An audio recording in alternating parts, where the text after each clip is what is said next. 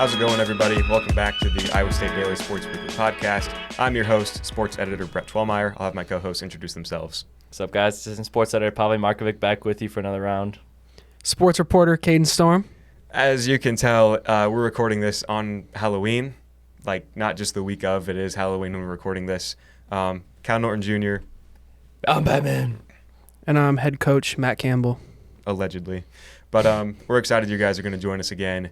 Let's get right into this. We'll start with Cyclones in the NFL because we skipped that last weekend. Start with Brock Purdy. What did you see from him, Caden? As far as Cyclones in the NFL go, he's the one that stole the show this week. He played maybe his second best game of the season. You know, the last time we saw him out against the Chiefs, it was really rough. It wasn't great. He probably had his worst game of his career, but he really stepped up on Sunday Night Football and put together a great game against the Cowboys. He went 18 for 26, 260 yards and a touchdown. But it's really his legs that stood out. He ran for 56 yards, just 1 yard short of his career high, 57 yards, which he also set in Week 8 of last year, coincidentally. And I think he's already surpassed his career high in rushing yards for a season this year. It's kind of crazy. So it's clear that his legs have been more of a factor. And Rocco Beck's kind of doing that too. We saw that in the last game against UCF. He really used his legs to turn the tide in that game too. So Cyclone quarterbacks know how to run, everybody. It's just a fact. Yeah. I don't know. Purdy's going to have to run more, especially now that he doesn't have his weapon, Christian McCaffrey. For at least now, he might come back this season, but my doubts are there for him just because Achilles tendonitis, right, in both legs. Yeah. Yikes. Yeah. It's different if it's just in one, but both. It's like, I don't know. You can't really do anything, but yeah. Purdy's having to use his legs more, but, obviously got to be able to get that bounce-back game against Dallas this past weekend, and hopefully the Niners are able to continue that the rest of the season. Yeah, I really liked Purdy's third quarter. I thought it was one of the best. I mean, game-wise, he was great, but, that third quarter performance that he had, I thought was one of his best quarters, ever. I mean, he just was lights out in that one, and that was really kind of where it felt like the Niners started to pull away a little bit in the game. Yeah, but then the Cowboys got weirdly back into it at the end. Yeah, I kind of stopped paying attention. All of a sudden, looked back up, and the Cowboys have the ball down 6 with still a couple minutes left to go. And then, of course, the Cowboys, of course, they didn't pull through. But I thought for sure the game was over. Then all of a sudden it wasn't. But 49ers were able to get back on track. Because if they would have fallen to 3-5, that just would have felt weird. Mm-hmm. I don't know. The 49ers have been struggling, but you feel like that was a game that they were going to win for sure.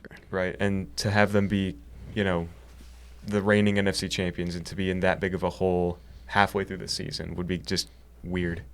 It's nice for them to be in this division because, it's not – they're tied for first right now. Tied for first, and technically whoever would make the playoffs right now is the Arizona Cardinals at 4-4. So this division is very wide open for the 49ers. I don't think it'll be an issue for them to get back into the postseason. No. I think they're just now starting to hit their stride to go back to where they were. So – and especially getting some key pieces back. I know they lost Ayuk for the season, but still, I think they're going to be able to ride this into the postseason in this division specifically. Yeah, it felt like a must-win game, and they won it. Another team that has a Cyclone that won. The Lions destroyed the Titans 52-14, and they had a touchdown pass thrown by quarterback Jared Goff, as well as running back, former Cyclone David Montgomery in this game. Who knew he would throw a touchdown pass? Yeah. His high school days came back in the NFL, having that 3-yard pass to, an Iowa tight end to find it funny because, the Purdy thing, Kittle, But anyways, still, Montgomery, I wouldn't expect him to throw a touchdown. I don't think any of us did. It's just funny how it happened. I think it was a 3-yard touchdown pass in the end to Laporta. So, I think it was just awesome, and they just blew out the Titans this weekend. Mm-hmm. Yeah, Purdy's not the only Cyclone that can throw touchdowns in the NFL. Yeah. Montgomery's got that in his bag as well, I guess. But, other than that, the Lions are really good. And agreed. Scary. And they're scary good. I don't like them. I don't like that they're this good. They were fun when they were the lovable losers. But now that my favorite team is in the same division as them, I can't stand them. Every team in your division is good, and we've talked about it before. Yeah. I don't want to talk about this weekend. Yeah. Well, we won't mention the Bears. Anyway, Montgomery, 33 yards and a touchdown on 9 carries. So he scored a touchdown rushing the football, scored it throwing the football as well. So 2 different touchdowns in 2 different ways. Pretty cool to see. Lions are now 6-1, leading the entire NFC. Moving on from that, the Jets. The New York Cyclones, Brett's favorite team. Brett, take it away. Yeah, Brett, please. It couldn't get worse than my team. That was one of the worst games that the Jets have played that I've watched before. That's saying a lot. It was pain. Breece Hall, he had a solid day, though. 80 yards, 5 yards per attempt. He caught a pass for 9 yards, too. So right now, he's still up there in rushing yards, it feels like. He's still being a good pass catcher in the running back position, but obviously not the type of day that he needs to have every week and not the type of day the Jets need to have every week. Yeah, and I don't know what to say for the Jets this season. I mean, it's just a free fall right now, and obviously they're missing one of their key pieces in Allen Lazard, which just found out today that he's going to be thrown on IR with a chest injury. It's going to be hurting them. I know they just got Devontae Adams, so I guess that could help. He did kind of make an impact against New England, but at the same time, like, it's kind of in a free fall for our New York Cyclones and Brett's Jets. Yeah, and it's kind of funny because I think it was playing the Patriots where they moved to 2-1 and they looked dominant, and it's like, okay, watch out, the Jets are good. Yeah. And then it's kind of now the second game against the Patriots where it's like, okay, the Jets are bad, like it's over. It's very over. I've given up on the season. Like, I mean, 2-6. You got to run the table pretty much. Like you were maybe expected to make the playoffs or at least have a push to the playoffs. And now you're down here with the likes of New England, who was supposed to be terrible, and they are. Like, and you just lost to them. Like, it's over. It's a wrap.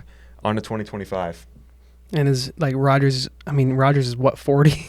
Yeah. Like, it's getting testy for the New York Cyclones. He's the problem. 100% he's the problem.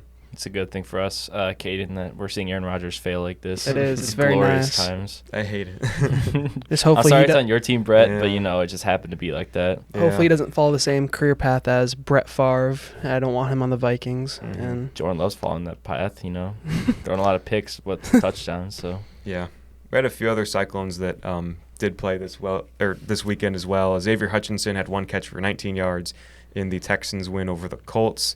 But Caden, like you were saying a couple weeks ago, he might have some more opportunities now because of some injuries the Texans have on the wide receiver room. Yeah, Stephon Diggs down with an ACL, out for the season. Of course, Nico Collins has been battling injuries as well throughout the season. So right now it kind of seems like their number one receiver is Tank Dell out of Houston, I believe. But I mean, Xavier should be in line for more snaps, more opportunities. And with a QB like CJ Stroud, maybe, I mean, you never want to root for injuries. It sucks, but maybe he can take advantage of this and kind of put his name out there a little bit. Yeah, I agree. Yeah, he's proven to be an effective weapon for this Houston offense, and obviously he hasn't gotten a lot of targets because of the star-studded receivers he's had, but now because of the unfortunate injuries, he should be able to get more looks from C.J. Stroud, and I think this Texas offense will be just fine because of a quarterback they have C.J. Stroud and these backup weapons, even that Hutchinson and John Mechie from Alabama too, so they'll be fine. Back to the Jets for one more. Will McDonald played, didn't have any stats, but he's still second in the league with sacks. He has 8. And Charlie Kolar had a catch for 9 yards, and the Ravens lost to the Browns. So he's now got 7 catches for 121 yards and a touchdown. So we've got some Cyclones that are, around the league playing.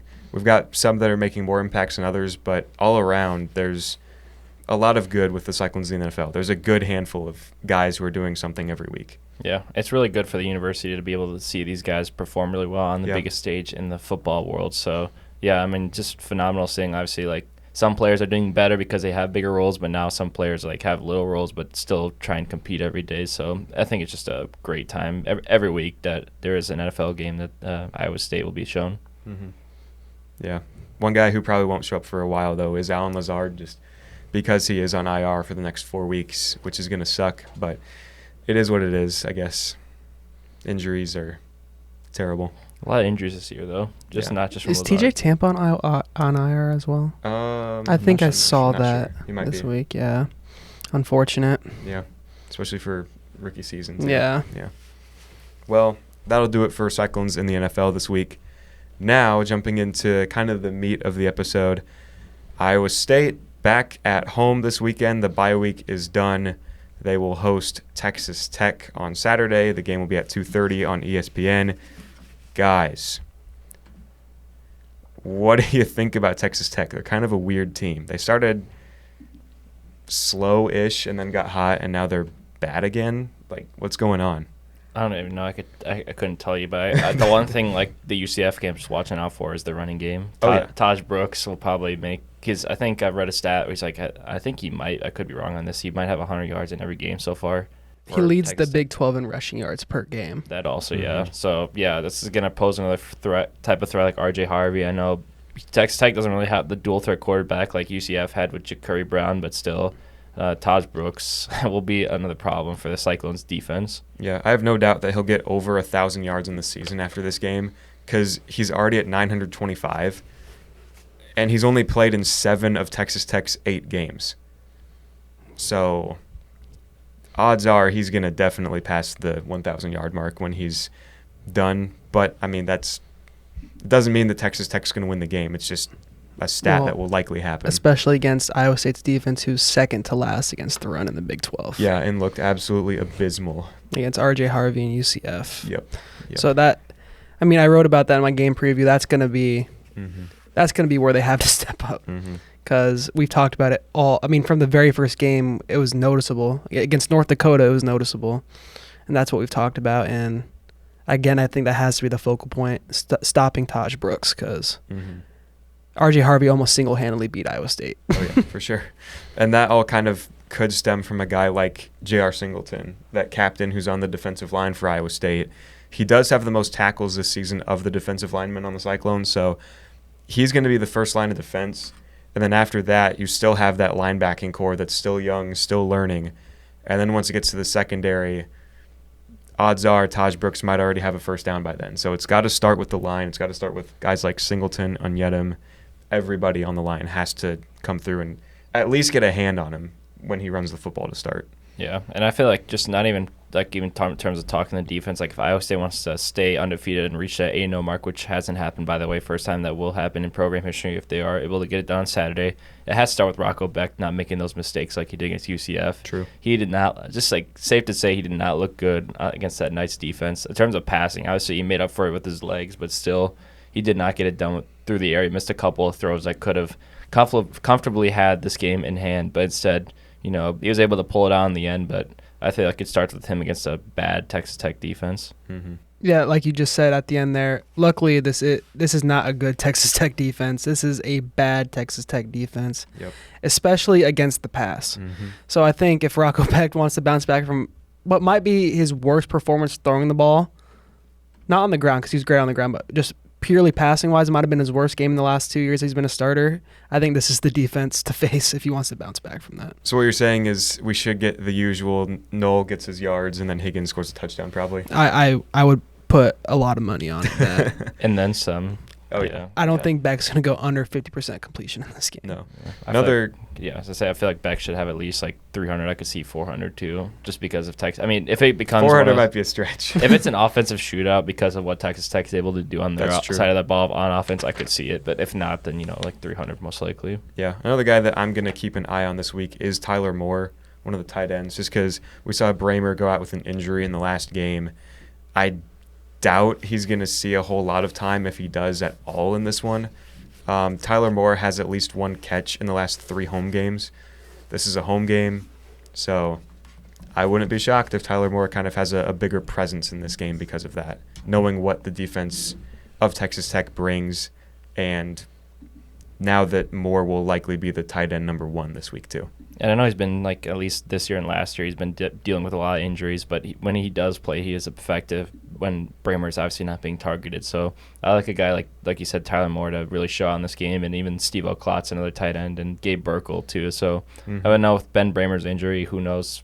I like to assume he probably won't play this weekend because of his injury. But still, even if he doesn't play, I still have confidence that the rest of the tight end group will get it done. Yeah, because, like, losing Bramer, it would be huge if he is not able to go. But in reality, he has 5 catches over the past 3 weeks. He hasn't really been productive anyway. And I don't know if that's a matter of him not getting open or the plays aren't drawn up for him. But whether it is, like, he's just not been a focal point in this offense all season long. 2 catches against UCF, 1 catch against West Virginia, 2 catches against Baylor, no catches against Houston. Like, he just really hasn't been much of a factor. So maybe more steps in, and if we do see more production, maybe that says something about more in his ability. And if he doesn't, maybe it's just the scheme is kind of with Mauser just kind of schemed out the tight end a little bit. And it's crazy when you think about it that way too, because Bramer is third in receptions and third in reception yards.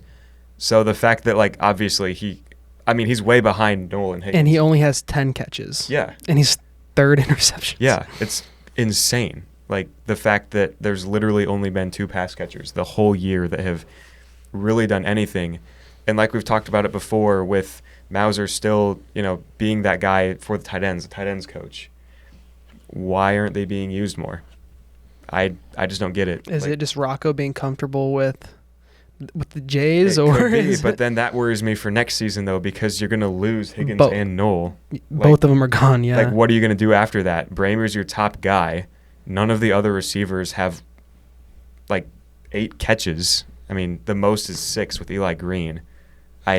I worry about this pass catching group for next season, but that's a long ways away. I'm kind of getting a little ahead of myself here. Yeah, I'll say just a little bit, a little bit ahead of ourselves right now. We're still in this midway part of this season. I think it is a very valid point. Though. It's a worry of mine for sure. Yeah, and I do agree with that. And I feel like next season, obviously, I think might be more run focused, just because we still have guys like Abu Sama and Carson Hansen still there. I know Jalen Jackson will leave because he's a senior, but still, when you think of Bramer, I think what you said, Caden, is right. I think it's a mixture of him maybe not getting open, but also the scheme work of not getting him necessarily the ball, because it's worked so far with just getting Noel and Higgins the balls through the passing game. And obviously the running game's also carried the ways, like the rest of the way. So it seems like I feel like they'll be fine in terms of if they do lose Bramer for this game and for the future, hopefully not. But yeah, it is a questioning thing to think about. When you do look at a guy like Noel as well. I mean, those first 2 games, he had over 130 yards against North Dakota and Iowa. Then the next 4 games doesn't reach the century mark, and you start to think, ooh, maybe we need a third option. But then against UCF, he goes out there and has the most yards he had all season with 153. So tide's turning. Noel is obviously a big play guy, and he has been, and he's proving it. So I'm not too worried. Obviously, like you're saying, Pavle, like, things are working.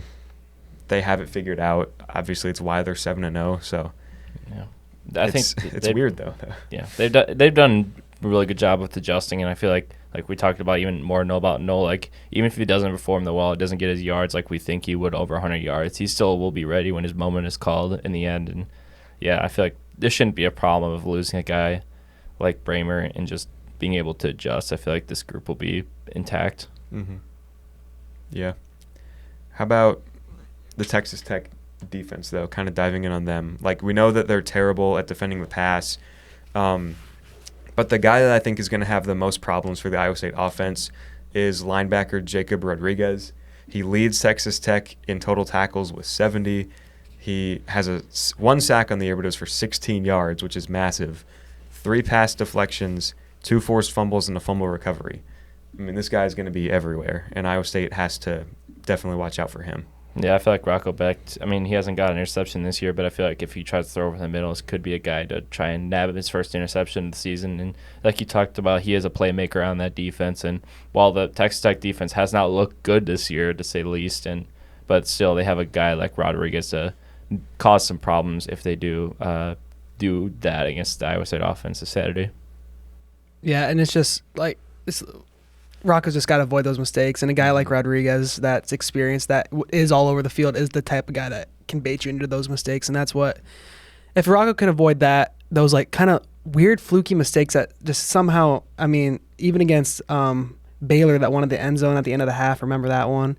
Just weird like mistakes that he plays so clean the rest of the games. It's just that he just got to avoid that. But yeah, no, I would say going along with Rodriguez, another player who is also conveniently another big player for this Texas Tech defense is C.J. Baskerville. DB leads the team with 3 interceptions, got 2 passes defended, along with being third in the team with tackles with 44. So in terms of, I know he'll have a busy day with Higgins and Noel, whoever they do guard. He might switch it up a bit just to see who he has better success against, but I don't think that will result because Higgins and Noel are that kind of player to give those DBs problems. But still, I feel like Baskerville could pose a problem for Rocco Becht if he tries to find Higgins or Noel on the outside. I agree. Kind of looking at his stats, it feels like tackle-wise, he's like a Bo Freeler. interception-wise, he's like a Jontez Williams. So maybe like he's got a little bit of everything. Yeah, he could be like a hybrid of those two guys. So yeah, definitely something that Rocco's going to have to watch out for. And he'll probably be matched up with either Higgins or Knoll, obviously.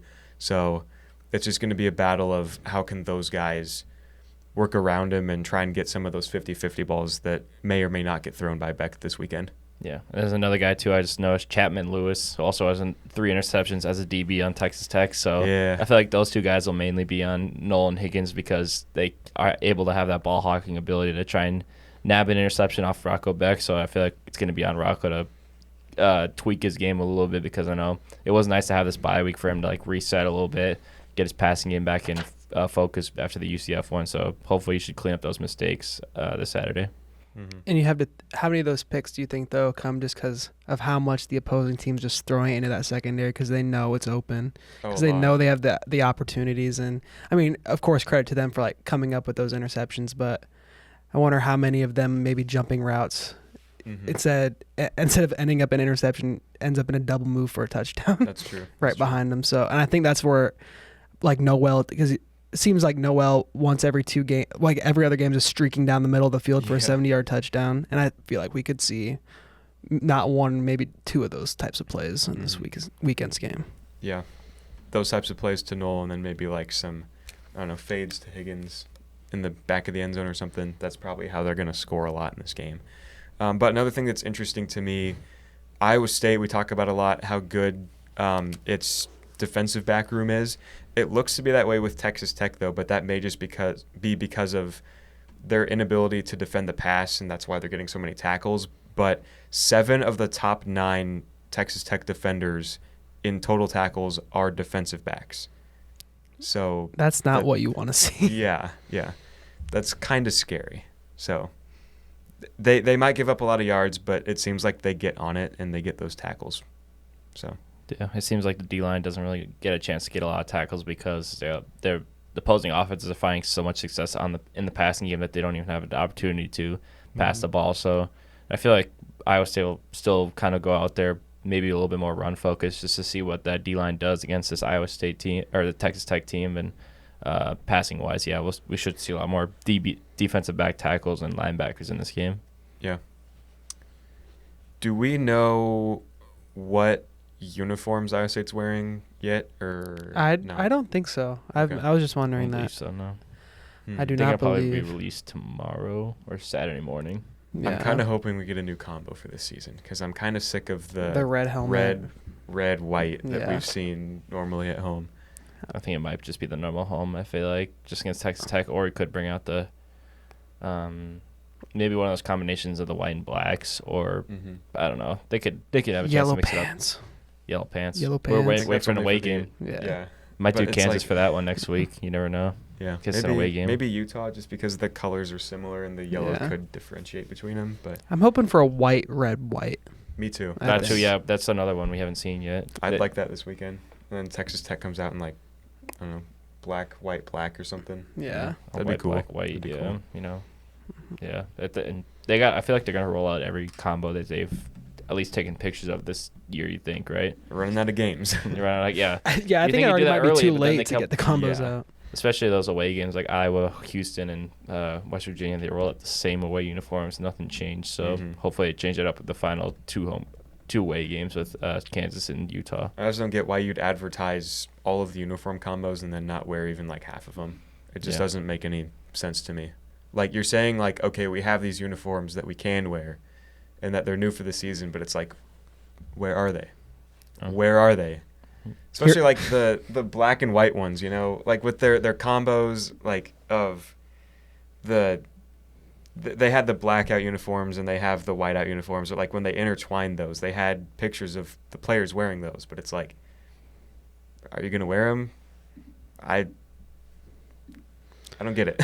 Let's just throw out the black jerseys again. That's what's going to happen. Basically, at this point. Would they call it a blackout this time, though? 'Cause they didn't last time. Yeah, they were all black. I mean, everyone else seemed to get the message. The students did. They all wore black. Yeah. They didn't even say anywhere blackout. They just showed black uniforms on, like, everything else. I think they even changed their Twitter logo to the black and white logo.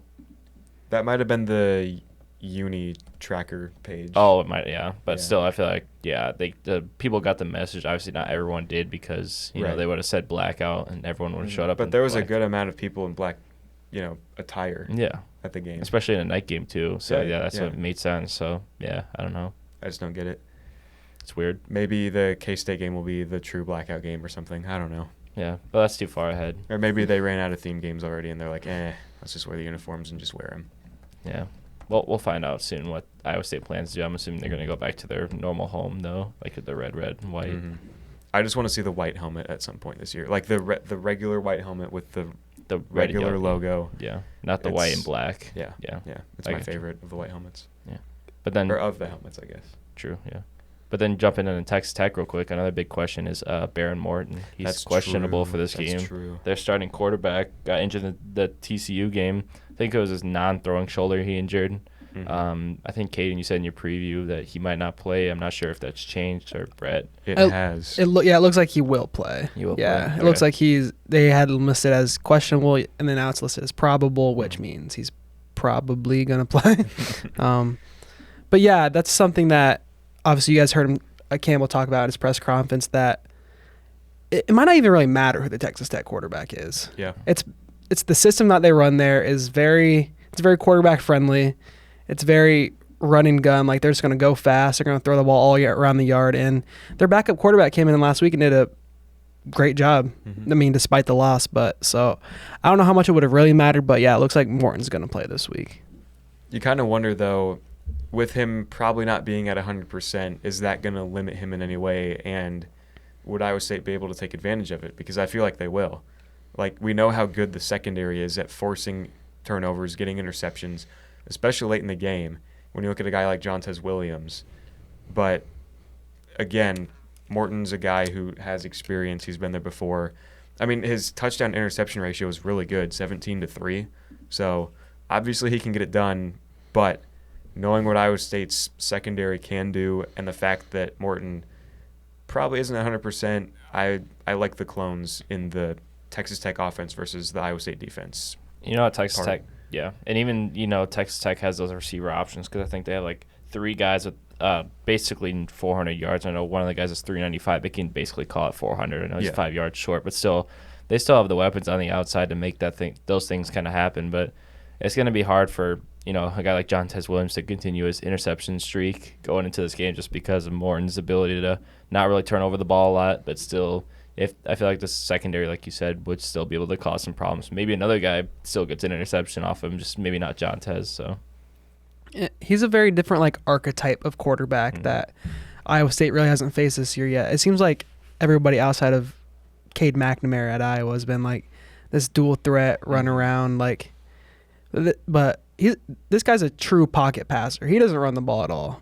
He's just going to sit back there and get rid of the ball, throw it all around, and it's just very different. We've been getting used to seeing all these quarterbacks just run around and extend plays, and I think a lot of that's the reason why the sack numbers for Iowa State have been kind of low this year. And I think maybe we'll see more quarterback pressure in this game. I like that you bring up the McNamara situation because look at what Iowa State was able to do against McNamara. Obviously, Iowa ran the ball all over Iowa State, but when it came down to the passing, McNamara looked absolutely awful against the Cyclone secondary. Yeah, when you have a quarterback that's just going to drop back and you don't be afraid of him running the ball, with that secondary, if they can just stick to the receivers, not really have to worry about turning around, finding the quarterback on the ground, it's going to make it hard for Morton to throw the ball in must-pass situations. Mm-hmm. Which will probably happen towards the late stages of the game, which will probably be another instance of Iowa State forcing a late-game turnover and possibly, again, winning the game. So it would be fitting if it was Jontez Williams ending it, yeah, just as he's done the last itself three. At this point. It does. Yeah. We'll just have to wait and see, obviously. This game has a lot of excitement towards a homecoming game for Iowa State. It's going to be fun to watch. And, I thought another thing I noted, I know I already told you guys this, but for our audience, the NFL schedule kind of works out in the favor that some potential Cyclones in the NFL could come back for this game, especially being at homecoming. So Brock Purdy has a bye week this week. San Francisco does not play a game this week. And obviously the Jets take on the Houston Texans this week on Thursday Night Football, which is today on Halloween, which happy Halloween, of course, to our audience. But still, There's a possibility that the New York Cyclones, Hutchinson, and Purdy could all come back for Saturday, but that's also a maybe. You don't know yet because that's obviously going to happen on the day of if we decide to see them. But kind of found that interesting. You feel like you will though. I mean, Purdy came back last year. So it's just kind of funny how the schedule worked out that this could play out like this. So yeah, I hope it does. That'd be cool. It's always cool to see them come back, and I feel like Iowa State more than. Maybe it's just because we live in the Iowa State bubble, I guess. But I feel like players and fans like feel more connected with their players even when they get to the NFL at Iowa State. Yeah, like 100%. You still root half the state roots for the 49ers purely because of Brock Purdy. Yeah, and you see the NFL their schedules for TV broadcasts, they manipulate it. You see the whole country's getting the Cowboys versus whoever. And then there's this little blip in Iowa, here's the 49ers game. Exactly. Yeah, because you got Kittle on the Iowa side and then Brock Purdy on the Iowa State side. So, the whole country is just cheering for that team in general. So, it's awesome to see, the state being represented like this. And obviously the Lions have the same thing with Laporta and Montgomery. 2:30 Saturday, be there at Jack Trice Stadium to witness this game. It's also on ESPN if you're not able to make it. Yep. This could be the greatest start in school history. 8-0. Never happened. And if Iowa State wins this game, I feel safe almost saying the first 10-win season is nearly wrapped up. It's right there. Yeah. Well, okay, so when you do look at the final 5 teams,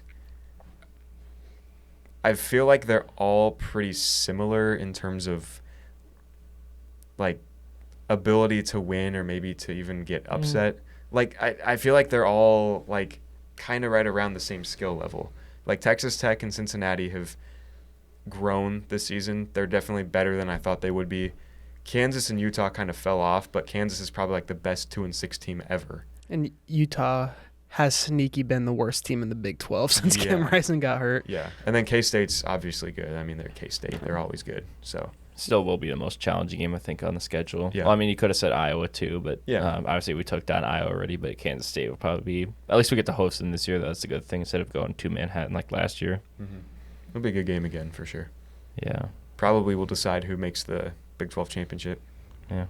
Could be a Big 12 championship preview. You never know. Yeah, if BYU loses. That game might not even matter. If BYU loses a couple of games down the stretch, that could just be – formality going in. They might not. They seem to be really good. Yeah. Unfortunately. How about some score predictions to end off this pod for the Texas Tech game? Okay. I can start if you want, since you guys. I already have mine down. So okay. I haven't made my staff picks yet. It'll be up later today. Of course, yeah. Go read that if you want to see what we actually what our thoughts are individually of what our score will be, and then But yeah, obviously my score prediction for right now, I'd say is Iowa State 40, Texas Tech 24. Dang. Because of the ability of Texas Tech defense is giving up a lot of points. I think they're the worst in the Big 12 giving up points. So, and especially in the passing game too. So I feel like Rocco Becht and the Iowa State offense will be able to have a rebound game and score a lot of points in this Texas Tech defense. It's just giving up 24 points. I think Taj Brooks will get what is supposed to be his. Kind of like what RJ Harvey did. But in the end, I feel like Iowa State should be able to comfortably come out of this game 8-0. I think that. I also have not made my official prediction yet for staff picks, but I think Iowa State maybe kind of slows down the tempo a little bit in this game. I don't think they're going to let it get to that type of shootout where Texas Tech might feel more comfortable. I do think that they take care of this one pretty easily. I think they win 27-14, 27-17, something like that. I'm going to go 27-17. Okay. I think they're going to try to slow this down and not let Tech get out and running. I'm going to be kind of in the middle. I'm going to keep it kind of with what a lot of my recent score predictions have been, which obviously have been right every single time. But I agree with what both of you guys are saying. I wouldn't be shocked if Iowa State, again, kind of starts off in a lull, gives up a touchdown, maybe 2, and then has to fix some things and they come back in the second half. But I'm going to confidently take Iowa State in this one. I'll go 37-24. Okay. Yeah. Same score as mine for Texas Tech. It's all right. Yeah. Just 3 points off, but it's fine. Yeah. Yeah. I feel like it should be a good game nonetheless. I feel like Texas Tech should be able to still give up a fight against Iowa State. It won't be one of those blowout games. So yeah, it'll be fun to watch Saturday. We are back after a bye week. We are back. the last bye week, thankfully. So it's a sprint from now on. Mm-hmm. yeah, the month of November. More like a November. marathon. It's a long month. Hit it 5 games 1 month. Yep. That's what Campbell talked about. This month of November is just crazy. Yep. The road to Arlington is now. It is, and it all starts on, gosh, what day would that be? November 2nd. Yeah. I'm losing track, man. Mhm. Week 10. November 2nd starts off Iowa State's push to the Big 12 Championship, the push to the College Football Playoff. 7-0, the fight to get to 8-0. Saturday, 2:30 at Jack Trice Stadium, also on ESPN. Go to it. If you can't go to it, watch it. History could be made. Cyclones, Red Raiders. It's going to be a great one. I'm excited for it. We're all excited for it. Thank you guys so much for watching this week's episode of the Sports Weekly Podcast. Happy Halloween, everybody. We'll see you next week. Drive safe, wear your seatbelt, drink water. We'll see you next time.